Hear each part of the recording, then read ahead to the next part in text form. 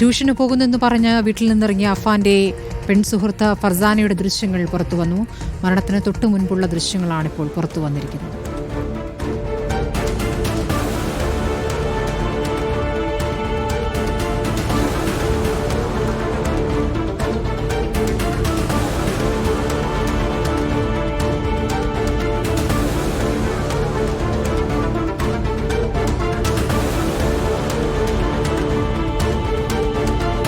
Ashin Diego വിവരങ്ങൾ നൽകുക. അഷിൻ, ഇപ്പോൾ ഫർസാനയുടെ അവസാന ദൃശ്യങ്ങൾ എന്ന് വേണമെങ്കിൽ പറയാം. ഈ ട്യൂഷന് പോകുന്നു എന്ന് വീട്ടുകാരോട് പറഞ്ഞിട്ടാണോ അഫാന്റെ വീട്ടിലേക്ക് പോയിരുന്നത്?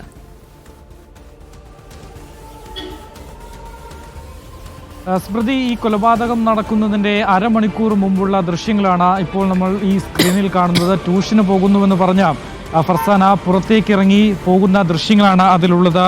കുടയും ചൂടിയാണ് ആ പെൺകുട്ടി നടന്ന് തന്നെ ഈ സുഹൃത്ത് വിളിച്ചിരിക്കുന്നത് കൊലപ്പെടുത്താൻ വേണ്ടിയാണ് എന്നതറിയാതെ ഈ കുടയും ചൂടി നീങ്ങുന്ന ഫർസാനയുടെ ദൃശ്യങ്ങളാണ് അതിലുള്ളത്.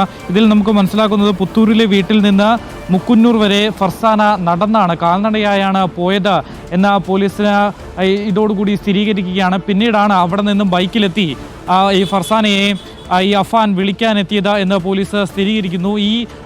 ഇതിനിടയിൽ ഈ പെൺകുട്ടി നടന്നു നീങ്ങുന്നതിൻ്റെ ദൃശ്യങ്ങളാണ് ഇപ്പോൾ പുറത്തു വന്നിരിക്കുന്നത്. നമുക്ക് നേരത്തെ പോലീസിൽ നിന്ന് വ്യക്തമായിരുന്നത് ഈ അഫാൻ ഈ ഫർസാനയോട് വീട്ടിലേക്ക് എത്താൻ ആവശ്യപ്പെട്ടിരുന്നു. തൻ്റെ വീട്ടിലെത്തി മുകളിലെ മുറിയിൽ തനിക്ക് വേണ്ടി കാത്തിരിക്കണം എന്നതായിരുന്നു ഈ നിർദ്ദേശം നൽകിയിരുന്നത്. തുടർന്നാണ് ഈ പെൺകുട്ടി വീട്ടിൽ ട്യൂഷന് പോകുന്നു എന്ന് കള്ളം പറഞ്ഞതിന് ശേഷം കുടയും ചൂടി ഈ ബാഗുമെടുത്ത് വീട്ടിൽ നിന്ന് ഇറങ്ങുന്നത്. പിന്നീട് നേരെ ഈ പുത്തൂരിലെ വീട്ടിൽ നിന്ന് ഇറങ്ങുകയായിരുന്നു. മുക്കുന്നൂർ വരെ കാൽനടയായി എത്തി അവിടെ നിന്നും ഈ അഫാൻ വിളിക്കാനെത്തി. പിന്നീടാണ് വീട്ടിലേക്ക് കൊണ്ടുവന്നതും ഈ കയ്യിലുണ്ടായിരുന്ന ചുറ്റുക ഉപയോഗിച്ച് അതിദാരുണമായി തലക്കടിച്ച് കൊലപ്പെടുത്തുകയും ചെയ്യുന്നത്. എന്തായാലും ഈ ഒരു സംഭവവുമായി ബന്ധപ്പെട്ട ഇനിയും ദുരൂഹതകൾ, അതിൻ്റെ ചുരുളുകൾ ഇനിയും അഴിയാനുണ്ട്. കാരണം ഈ കൊലപാതക കാരണം തന്നെയാണ് ഈ ഒരു കേസിൽ പോലീസിനെ കുഴപ്പിക്കുന്നത്. എന്തിനാണ് തൻ്റെ ഉറ്റവരെ അത്രയും പ്രിയപ്പെട്ടവരെത്രയും ഈ 23 വയസ്സുകാരൻ അതിദാരുണമായി കൊലപ്പെടുത്തിയത് എന്നതാണ് പോലീസ് അന്വേഷിക്കുന്നതും. സാമ്പത്തിക ബുദ്ധിമുട്ടാണ് എന്നതിൽ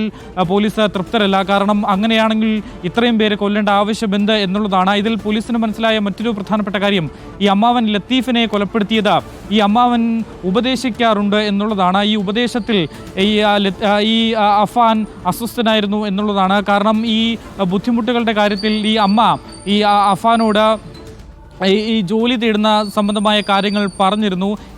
ഇടയിൽ ഈ അഫാൻ വീട്ടുകാരോട് പണം വീണ്ടും ആവശ്യപ്പെടാറുണ്ട്. ഈ അമ്മ ക്യാൻസർ പേഷ്യൻ്റ് ആയതുകൊണ്ട് തന്നെ സാമ്പത്തികമായി വലിയ ബുദ്ധിമുട്ടും നേരിടുന്നുമുണ്ട്. ഇതിനിടയിൽ ഈ മകൻ ഇത്തരത്തിൽ പൈസ ആവശ്യപ്പെടുന്ന കാര്യം ഈ ലത്തീഫിനോടാണ് ഈ ഉമ്മ പറഞ്ഞിരുന്നത് എന്നുള്ളതാണ് നമുക്ക് മനസ്സിലാക്കാൻ സാധിക്കുന്നത്. അങ്ങനെ ഈ ലത്തീഫ് അഫാനെ ഇടയ്ക്കിടയ്ക്ക് ഉപദേശിക്കാറുണ്ട്. ജോലി കണ്ടെത്തണം, വീട്ടിലെ കാര്യങ്ങളൊക്കെ അത് നോക്കണം എന്നതടക്കമുള്ള കാര്യങ്ങൾ ഈ അഫാനോട് ലത്തീഫ പറഞ്ഞിരുന്നു എന്നുള്ളതാണ് നമുക്ക് മനസ്സിലാക്കുന്നത്. ഇതിൻ്റെ ഒരു ദേഷ്യം കൂടി, വൈരാഗ്യം കൂടി ഈ കൊലപാതകത്തിന് പിന്നിലുണ്ട് എന്ന് തന്നെയാണ് പോലീസ് സംശയിക്കുന്നത്. പക്ഷേ അപ്പോഴും ഈ പെൺകുട്ടി എന്തിനാണ് കൊലപ്പെടുത്തിയത് എന്നൊരു വലിയ ചോദ്യചിഹ്നമായി നിൽക്കുകയാണ്. എന്തായാലും ഈ പെൺകുട്ടി മരണത്തിലേക്ക് നടന്നു നീങ്ങുന്ന ദൃശ്യങ്ങളാണ് നമുക്ക് ഇപ്പോൾ ലഭിച്ചിരിക്കുന്നത്. ഈ കൊലപാതകത്തിന് തൊട്ട് മുമ്പ്, അതായത് അരമണിക്കൂർ മുമ്പുള്ള ദൃശ്യങ്ങളാണ് പുറത്തു വന്നിരിക്കുന്നത്. എന്താണ് നടക്കാൻ പോകുന്നത്? തൻ്റെ സുഹൃത്ത് വിളിച്ചു, അങ്ങനെ വീട്ടിലേക്ക് പോകുന്നു, സന്തോഷത്തോടെ പോകുന്ന യുവതിയാണ് നമ്മൾ ആ ഒരു ദൃശ്യങ്ങൾ.